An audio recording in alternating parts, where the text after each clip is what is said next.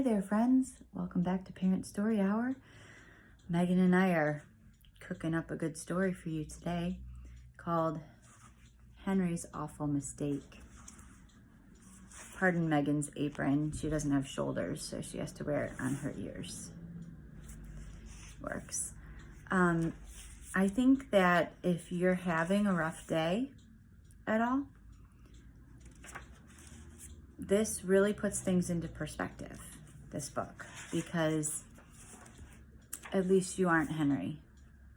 Honestly, you'll see why. The day Henry the Duck asked his friend Clara over for supper, he found an ant in the kitchen. So here he is, and there's the ant. Henry was worried that Clara would see the ant. She might think his house was not clean. The ant had to go.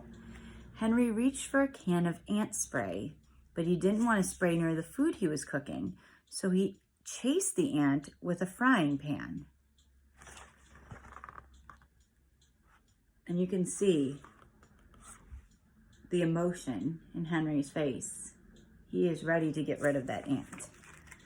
Swinging a frying pan around the kitchen. It's never a good idea. Henry ran around the kitchen chasing after the ant, but the ant got away and hid behind the stove. Henry took the food he was cooking off the stove. Then he shut off the flame, pulled the stove away from the wall, and he saw the ant.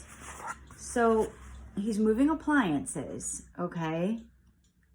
I don't know, is this the point where, you tell me, where would you have given up on the ant? Because he doesn't give up anymore here. The ant saw Henry and ran into a small crack in the wall. That probably would have been where I gave up and said, well, at least it's gone, in a crack in the wall. Henry went and got a hammer. Henry pounded a big hole in the wall where the crack was, but he couldn't find the ant, so he kept on pounding. Now this is a duck obsessed. Do you see what's happening here? I mean, it's a bit extreme, but he's really obsessed with finding that ant.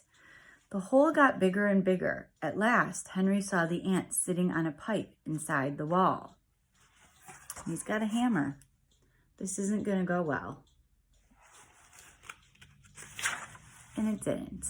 Henry aimed the hammer at the ant and missed. The blow of the hammer broke the pipe. I mean, we all saw that coming, right? Water came shooting out of the pipe. Henry couldn't stop it. So let's just pause here for a minute. He went from making a salad, and now he is being attacked by a burst pipe. A lot of lessons in this book so far, I think. I mean, for me personally. Henry grabbed a towel. He tied it around the pipe, and the water stopped shooting out. But Henry hadn't stopped the water soon enough. It had sprayed all over the kitchen. Everything was soaking wet, except for Clara's supper. Thank goodness. Well, how convenient. Everything was wet, but the supper is saved. You could also stop there. That could be where you stop. Henry began mopping up the puddles of water. All at once, he slipped and banged against the kitchen table. Everything came crashing down. Henry was covered with pots and pans and food. So I feel like Henry's face there is how I often look. I mean, maybe not in that exact situation, but that's the look I have on my face a lot. Minus all the feathers. The supper was ruined. There's nothing Henry could do now but call Clara and tell her not to come. I would say that's probably a good, there's where he is. Yeah, under a table of pots and pans. He's got to make up some kind of excuse. While Henry was talking on the phone, the towel came loose from the pipe. The water came shooting out and flooded the whole house. Henry was carried right out the front door by the flood. Notice still on the phone. There was no going back. Poor Henry's house was washed away by the flood. He saved what he could and moved into a new house. So he had to abandon his home.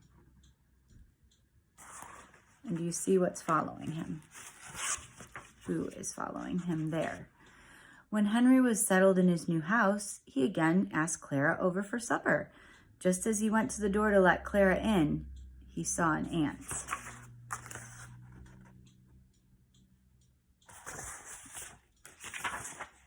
He looked the other way. And a hard lesson, but yes. Sometimes it's better not to destroy your entire house and have to move and just ignore the ant and hope that it went away. So that was Henry's awful mistake.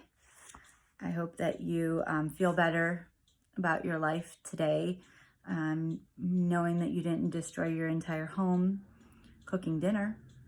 There's a plus, right? There's always a silver lining.